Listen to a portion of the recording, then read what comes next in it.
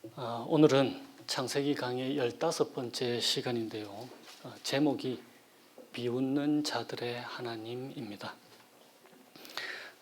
교회 식구들 기도 제목들을 하나하나씩 보다 보면요. 어느 누구 하나 문제와 어려움이 없는 가정이 없다는 것을 알게 됩니다. 우리의 삶의 영역에서 혹시 이런 생각을 갖고 계시는 영역이 어디 있는지 한번 돌아볼 수 있으면 좋겠습니다. 하나님이 그래도 이거는 못하실 거야. 그러니까 내 방식대로 해결해야겠어. 나의 이 문제는 하나님께 아뢰봤자 소용없을 거야 라는 것 말입니다. 오늘 본문은 우리로 하여금 우리 모두가 삶의 모든 영역에 우리 하나님을 초대하도록 이끌어주는 말씀이 담겨 있는 본문입니다. 본문을 먼저 한번 살펴보십시다. 본문의 바로 앞구절, 그러니까 16장 마지막 절이 어떻게 끝났습니까? 하갈이 아브라함에게 이스마엘을 낳았을 때에 아브라함 나이가 86세였더라 하고 끝을 맺었습니다. 그리고는 오늘 이어지는 17장의 시작이 1절에 아브라함이 99세 때에 여호와께서 아브라함에게 나타나서 그에게 이르시되 나는 전능한 하나님이라 내 앞에서 행하여 완전하라 라고 말씀하시는 거예요. 그러니까 86세 때와 99세 때 13년의 공백이 있는 거예요. 그래서 이렇게 생각하실 수가 있으실 것입니다. 아브라함이 16장에서 하나님의 약속을 제대로 잘 믿지 못해서 큰 잘못을 저질렀다. 이스마엘을 낳았기 때문에 하나님이 13년 동안이나 아브라함에게 아무 말씀 없으시다가 99세 때 나타나셔서 첫 마디가 내 앞에서 행하여 완전하라라고 하셨나 보다 책망을 하시는구나. 그런데 여러분 한번 생각해 보세요. 남편과 아내가 다투었다. 하루만 말 안 하고 지내도 그거 긴 시간이잖아요. 그런데 13년 동안이나 아무 말씀을 안 하고 계셨다고요. 게다가 13년간 말 안 하고 지내시다가 어느 날 아내가 남편한테 말했다고 한번 생각해 보세요. 13년 동안 말 안 하다가 당신 왜 그랬어? 그러면 남편이 뭐라고 하겠어요? 뭘? 그걸 어떻게 기억을 해요? 어제 잘못한 것도 기억나지 않잖아요. 말을 안 해주면. 잘못한 게 한두 개여야 말이죠. 그런데 하나님 앞에서요. 그 완전하신 하나님 앞에서 뭐 말씀하시나요? 이렇게 하지 않겠어요.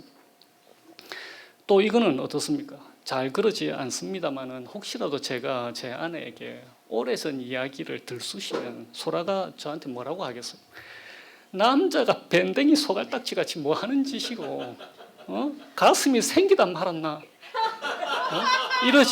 이런단 말이에요. 그러니까 하나님을 오늘 17장을 묵상하시면서 그렇게 하나님을 속 좁은 분으로 오해하시면 안 되는 것입니다. 그리고 만약 나는 전능한 하나님이라 너는 내 앞에서 행하여 완전하라라고 하시는 이 말씀이 아브라함을 책망하시는 것이라고 한다면 아브라함의 반응이 무엇이어야겠습니까? 아이고 하나님 죄송합니다 이거잖아요. 그런데 오늘 읽은 18절을 한번 보세요.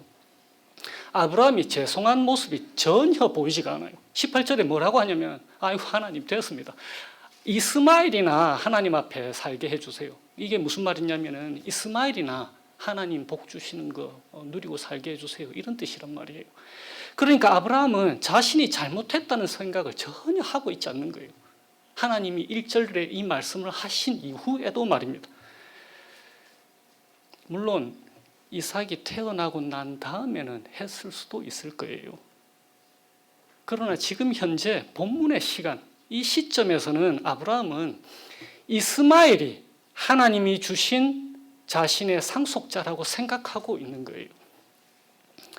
그리고 또 만약에 1절이 이 말씀이 책망이라면은 한번 생각해 보세요. 1절에 아브라함아 너 잘못했구나. 그리고는 2절에 바로 이어서 뭐라고 하시냐면은 너를 크게 번성하게 해줄게. 축복의 말씀을 하시는 거예요. 네게 상을 주마. 그러니까 연결이 되지 않는 거예요. 잘못한 것에 하나님이 바로 이어서 상을 주시다니요.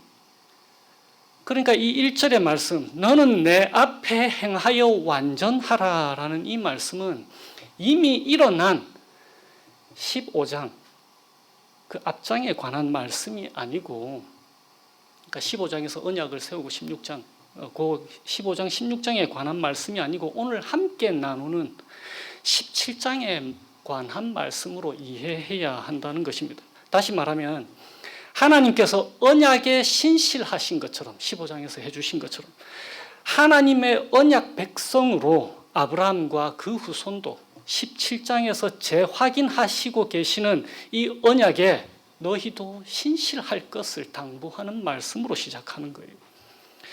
저는 지금 하나님의 약속을 더 기다리지 못하고 이스마엘을 낳게 된 아브라함이 칭찬받을 짓을 했다라고 하는 게 전혀 아닙니다. 지금 제가 강조하는 것은 아브라함의 믿음의 깊이와 너비가 지금 이 시점에서 하나님이 기대하신 만큼이라는 거예요. 하나님이 보여주신 만큼 믿음의 반응을 하나님께 나타내 보이고 있는 거라는 것입니다. 이것은 사실 우리에게 대단히 위로를 주시는 말씀인 거예요. 우리의 믿음이 어떤 사람은 큰 항아리에 가득 찬 간장처럼 출렁출렁 넘치는 그런 믿음을 갖고 있는 사람이 있을 거예요. 그래서 하나님이 그 사람을 보고 너는 믿음이 참 충만하구나 라고 칭찬하실 거예요. 그런데 동시에 우리 믿음이 이제 간장 종지에 담긴 조그마한 간장 종지에 가득 찬 그 간장만큼 차고 넘치는, 그걸 보시고도 하나님이 동일하게 너 믿음의 사람이구나, 믿음이 충만하구나라고 말씀해 주시는 거예요. 살짝만 흔들어도 다 쏟아져 버리는 그 간장 종지에 담겨 있는 간장만큼의 양이라 하더라도 다시 금방 채워지잖아요. 그 믿음 보시고 하나님이 우리에게 너 믿음이 충만하구나, 네가 노아 같고 에녹 같구나라고 말씀해 주시는 거예요. 하나님은 절대로 우리에게 무리한 것을 요구하지 않으십니다. 믿음의 깊이와 너비에 맞게 우리의 믿음의 반응을 기대하시는 거예요. 그런데 그 믿음마저도 하나님이 우리에게 주신 거잖아요. 우리를 설득하시고 자신이 어떠한 분이신지 나타내 보여주시고, 그래서 자연스러운 반응으로 우리에게 믿음이 일어나도록 말입니다. 그것을 우리에게 말씀해 주시는 거예요. 그러니까 하나님이 얼마나 좋은 분이십니까? 우리에게 위로를 주시는 분이시란 말이에요. 혹 여러분들 중에는 그러면 13년 동안 뭐 하시다가 이제 나타났냐고 물으실지도 모르겠습니다. 그런데 지금 모세는 아브라함의 일기 적고 있지 않잖아요. 아브라함의 인생에서 중요한 얘기만 적고 있는 거잖아요. 그렇게 해서 99세에 나타나셔서 하나님께서 다시금 아브라함에게 언약을 재확인시켜 주십니다. 언약의 핵심은 오늘 본문에 나온 것처럼 아브라함과 사라를 통해서 이삭이 태어날 것인데, 그를 통해서 아브라함의 후손을 심히 번성하게 해주겠다라는 거예요. 하나님이 아브라함과 이삭과 그 후손에 하나님이 되리라라고 말씀하시는 것입니다. 그 표시로 아브람, 원래 아브람, 이 뜻은 존귀한 아버지 혹은 높으신 아버지, 영어로 하면 exalted father 이쯤 됩니다. 그런데 그 이름을 아브라함, 열국의 아버지, 별로 그렇게 차이가 나지 않아요. 그 의미가 사레와 사라도 마찬가지입니다. 사레라는 이름을 사라로 바꿔주셨을 때에 사레와 사라는 사실 같은 뜻이에요. 그냥 다른 지역 방언으로 생각하면 되는 거예요. 두 의미가 다 공주 혹은 왕비라는 뜻입니다. 아브라함과 사라의 이름을 바꿔주신 그 의미는 이제 너희들의 삶이 새로운 시작을 맞이했다라는 뜻입니다. 창세기 2장에서 아담이 동물들의 이름을 지어줬잖아요. 이름을 새롭게 지어준다라는 것은 그 하나님의 다스림 안으로 혹은 하나님의 권위 안으로 들어간다라는 것을 의미하는 것입니다. 그 뜻으로 이름을 바꾸어 주신 거예요. 그리고는 그 언약의 표징으로 할례를 명하십니다. 하나님과 언약 관계로 살아간다라는 표시인 거예요. 결혼식이라고 하는 게 다만 절차상으로 행해야 되는 거가 아니잖아요. 한 몸으로 살아가겠다. 혼인 서약에 따라서 신실하게 살겠다는 고백이 그 안에 담겨 있는 거잖아요. 그리고 그 고백이 더 중요하듯이 할례 역시 다만 언약 체결의 그 과정에 행해야 하는 그 형식에 있는 것이 아니고 언약 관계에 신실하겠다라는 그 고백이 담겨 있는 행동인 것입니다. 다시 말하면 할례라고 하는 것은 오늘 1절에 너는 내 앞에서 행하여 완전하라라는 하나님의 말씀에 대한 언약의 상대자로서 서약에 해당하는 예식인 거예요. 그러니까 하나님이 신실하게 언약을 지키겠다는 표시로 15장에서 뭐라고 무슨 일을 하셨습니까? 짐승을 반으로 쪼개서 그 사이로 하나님이 지나가셨잖아요. 하나님이 신실하겠다는 의미로. 마찬가지로 오늘 17장에서 언약의 상대자인 너도 아브라함과 너희 후손도 언약에 신실할 것을 명령하시면서 할례를 행하게 하신 것이에요. 그래서 그 결과가 뭐냐? 내가 너와 너의 후손의 하나님이 되겠다라고 하는 그 언약 관계가 맺어진 것입니다. 그런데 이 언약의 성취를 아브라함과 사라의 후손, 곧 아직 태어나지도 않은 이삭을 통해서 이루시겠다라고 말씀하시는 거예요. 그러니까 아브라함이 엎드려서 웃었다라고 기록이 되어 있는 거예요. 여기서 웃음은 즐거운 웃음이 아니고 비웃는 웃음인 거예요. 어떻게 그것이 가능하냐는 거예요. 도무지 자기 생각에 불가능한 것을 하나님이 말씀하고 계시니까. 지금 오늘 본문에 뭐라고 되어 있습니까? 지금 현재 99세인데 아들을 낳게 되면 그의 나이가 100세일 거잖아요. 그래서 아브라함이 생각하는 거예요. 내가 내일 모레 나이가 100세인데 어떻게 아들을 낳는단 말인가? 내 아내 사라는 90세인데 어떻게 임신을 한단 말인가? 그렇게 생각을 하는 거예요. 우리는 어떤 때에 하나님의 말씀에 대해서 비웃음을 나타내 보이고 있습니까? 하나님이 본문 말씀처럼 내가 너의 하나님이다라고 약속해 주셨는데 하나님이 이런 것도 해 주실까? 하나님이 이런 상황에서도 나의 기도를 들으실까?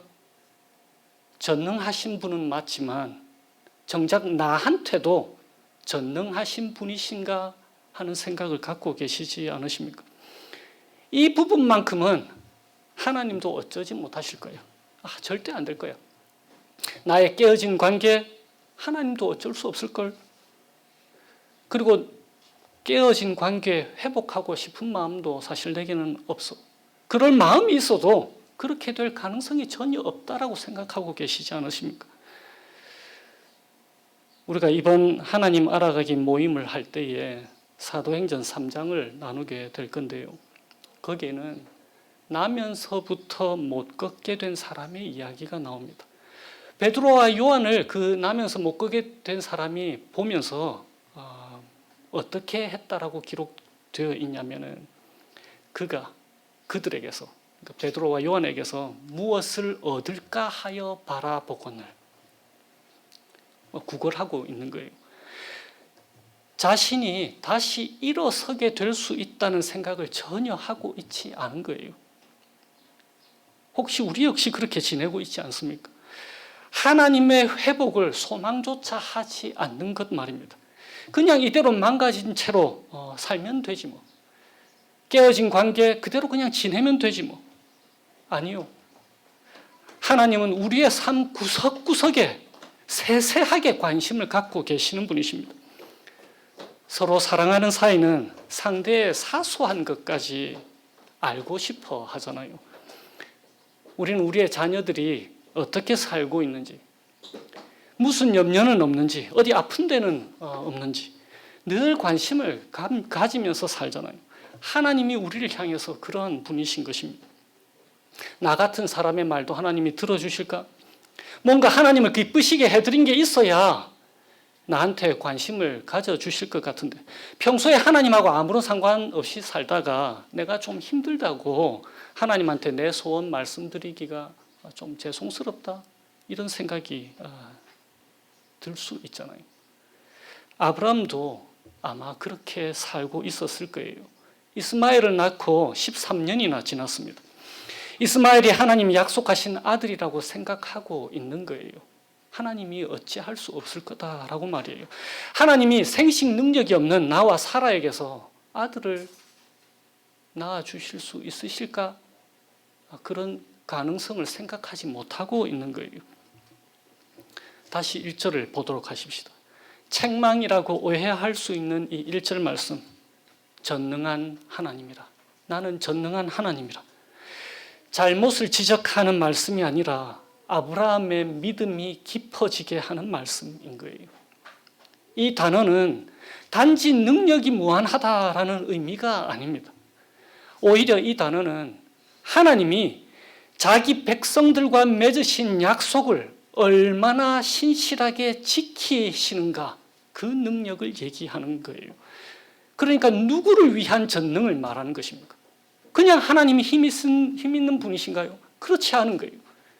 하나님의 전능함의 대상이 그의 사랑하는 언약의 상대자, 곧 하나님의 백성을 향한 전능하심을 얘기하는 것입니다. 하나님이 15장에서 맺은 언약을 재확인해 주십니다. 그 표징으로, 그 표로 할례를 명하십니다. 그 말씀하시기 위해 하시는 말씀이 나는 전능한 하나님이라. 너는 내 앞에서 행하여 완전하라입니다. 할례를 할례 말례 이렇게 말씀하시는 것이 아니고 반드시 행해야 할 것으로 할례를 명하시는 거예요. 영어 성경에는 그 의미가 아주 잘 드러나 있습니다. 9절에 뭐라고 되어 있냐면 반드시 지켜라, must라는 단어가 들어있습니다. 12절에도 같이 동일해요. 반드시 할례를 행해야 한다. 그 must라는 단어가 들어있습니다. 하나님은 할례를 명하시면서 너는 내 앞에서 행하여 완전하라라는 그 말씀을 명확하게 해주시는 거예요. 그러니까 과거의 잘못을 지적하시는 게 아니고 언약에 신실할 것을 하나님께서 당부하는 말씀인 거예요. 그런데 아브라함이 실제로 그렇게 합니다. 아브라함이 자신과 자신의 가족들 모두에게, 남자들 모두에게 육체의 할례를 행합니다. 그런데 다만 육체의 할례만 행했겠습니까? 아니잖아요. 마음의 할례를 받은 표시가 육체로 나타나는 것입니다. 할례는 하나님의 백성임을 나타내는 믿음의 표시거든요. 그래서 로마서 2장에는 마음에 받은 할례가 중요하다라고 얘기하는 거예요. 이것이 어떤 의미냐면요. 다인이가 대략 8년 전에 세례를 받았습니다. 8년 전이면 다인이가 이제 13살, 12살 뭐 이 정도인데 제가 다인이가 살면서 그렇게 진중한 모습, 진지한 모습을 본 적이 없어요. 그 나이에. 한쪽 무릎을 딱 꿇고서 그냥 건성으로 세례를 받지 않는 거예요. 무슨 뜻입니까? 마음으로 받겠다라는 거잖아요. 세례를 군대에서 초코파이 때문에 받은 사람들이 많이 있을 거예요. 남자들은. 그분들 중에 정말로 예수를 믿게 된 이후에 이렇게 고백하는 사람들이 자주 있습니다. 다시 받으면 안 되나? 그게 무슨 뜻이에요? 내가 그때는 마음으로는 받지 못했는데 마음으로 받고 싶다라는 거잖아요. 바로 그런 의미인 거예요. 아브라함이 할례를 행했을 때. 다만 육체 예식으로 행한 것이 아니고 마음의 할례를 받은 것입니다.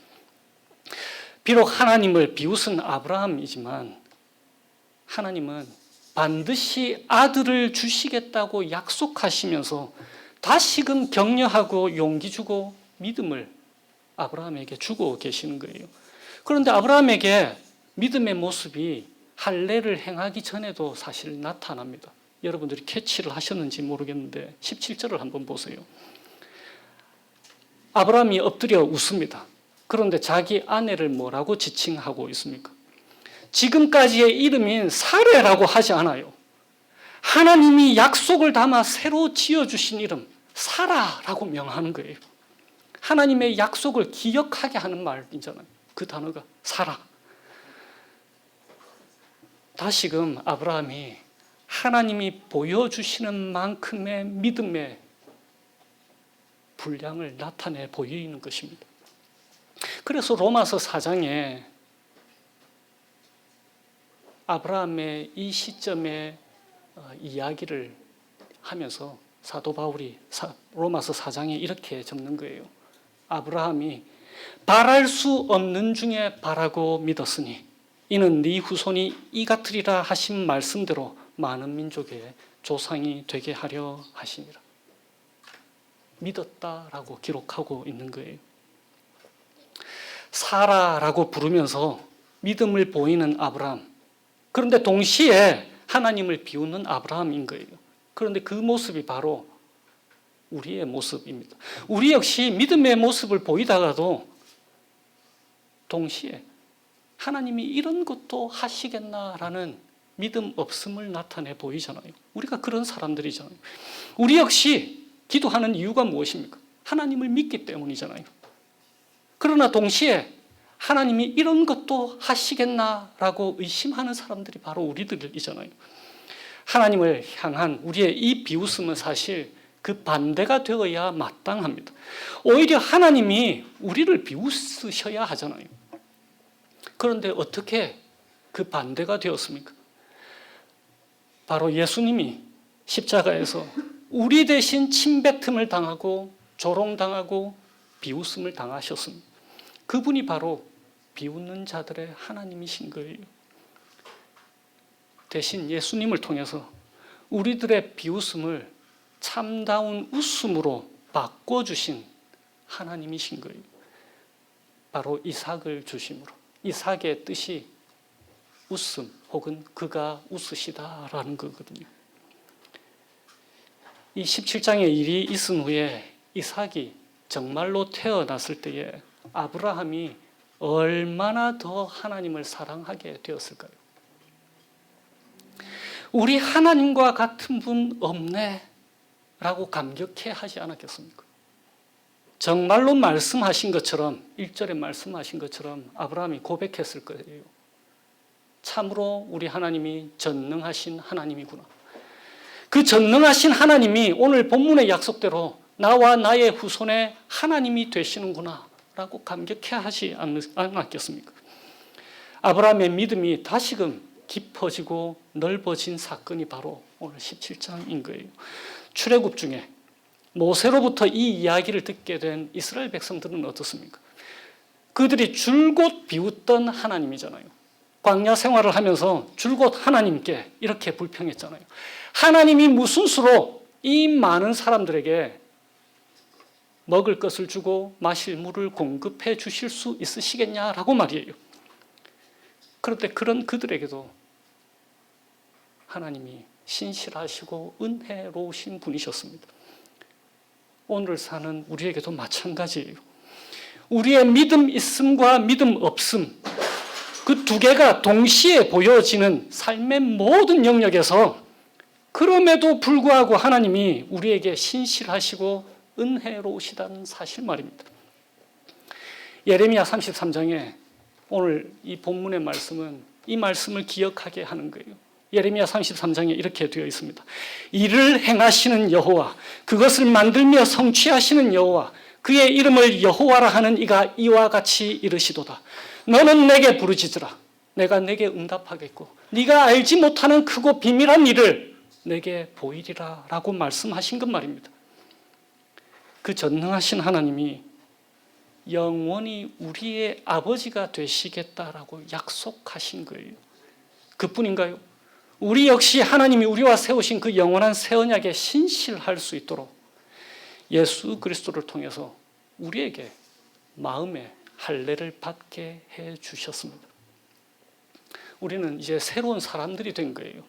아브라함의 이름이 아브라함이 되고 사라의 이름이 사라가 된 것처럼 우리의 이름이 이제 바뀐 사람들입니다. 성령의 능력으로 우리가 하나님의 새 언약에 신실할 수 있도록 해 주시는 거예요. 우리 힘이 아니고. 그러므로 자랑할 데가 어디 있습니까? 전혀 없는 거예요. 반대로 때때로 혹은 자주 실패하고 잘못한다 하더라도 괜찮다라고 하시는 거예요. 왜 그런지 아십니까? 1절에 내 앞에서 행하여 완전하라라고 하는 이 명령은 인류 역사상 단 한 사람도 지켜낸 사람이 없어요. 이 말씀은 우리 보고 지켜내라라고 하시는 것이 아니고 우리의 모든 시선을 우리 주 예수 그리스도께 고정하게 하시는 말씀인 거예요. 왜냐하면 우리 대신 예수 그리스도께서 너는 내 앞에서 행하여 완전하라 라고 하시는 그 말씀을 완전히 성취하셨기 때문에 그런 거예요. 그런데 그것이 우리가 한 것이라고 하나님이 우리에게 말씀하시는 거예요. 예수와 연합되었다라는 그 이유 하나만으로 그래, 네가 내 앞에서 행하여 완전한 삶을 살았구나라고 우리에게 복음의 말씀을 주시는 것입니다. 그러니까 우리 때때로 넘어지고 실패해도 괜찮아요. 다시 일어설 수 있는 사람들인 거예요. 왜냐하면 우리 하나님이 영원히 우리의 아버지시니까. 동시에 혹 교회 공동체 안에 그렇게 살지 못하는 사람들이 가끔씩 혹은 자주 있을 수 있습니다. 그럴 때 그들을 향해서 비난할 게 있을까요? 전혀 없는 거예요. 그것을 이름하여 하나님의 은혜라고 하는 것입니다. 오늘 본문 말씀은 우리가 비웃는 그 하나님이 우리 자신에게 얼마나 아름다우시고 자비로우신가를 말씀해 주고 계십니다. 그리고 우리로 하여금 동료 그리스도인, 우리가 형제와 자매라고 부르는 우리 동료 그리스도인들을 바라보는 눈에 좀 더 자비와 사랑을 담을 수 있게 해주는 말씀인 거예요. 또한 오늘 말씀은 바랄 수 없는 중에 바라고 믿게 해주시는 하나님의 사랑과 은혜, 그리고 그분의 신실하심을 우리에게 나타내 보여주는 것입니다. 이 신실하신 하나님과 동행하시면서 참다운 웃음 회복하시고 기쁨 누리시는 복된 삶 살게 되시기를 주님의 이름으로 축원드립니다. 기도하시겠습니다. 오늘은 제가 시편 105편으로 기도하겠습니다. 살아계신 하나님, 저희들이 주님께 감사하고 주님의 이름을 부르며 찬양하며 경배합니다. 저희들이 바랄 수 없는 중에 바라며 주님과 주님의 능력을 구합니다. 저희가 바랄 수 없는 중에 바라고 믿게 되는 것은 주님께서 주님의 언약, 곧 천대에 걸쳐 명령하신 말씀을 영원히 기억하시는 분이시기 때문입니다. 주님께서 약속하신 대로 낮에는 구름을 펴사 덮개를 삼으시고 밤에는 불로 밝히셨으며 주님의 백성들이 구한즉 메추라기를 가져오시고 또 하늘의 양식으로 그들을 만족하게 하셨습니다. 주님께서 반석을 열어 물이 흘러나와 마른 땅에 강같이 흐르게 하셨는데 이 모든 일을 하신 이유가 주님께서 주님의 거룩한 말씀과 주님의 종 아브라함을 기억하셨기 때문이라고 말씀하셨습니다. 주님, 주님의 백성들인 저희들이 주님의 신실하심을 의지하게 하여 주세요. 그래서 성령 하나님의 도우심과 인도하심으로 주님의 언약을 기억하여 주님의 말씀을 소망의 인내를 가지고 따르게 하여 주시기를 예수님의 이름으로 기도합니다. 아멘.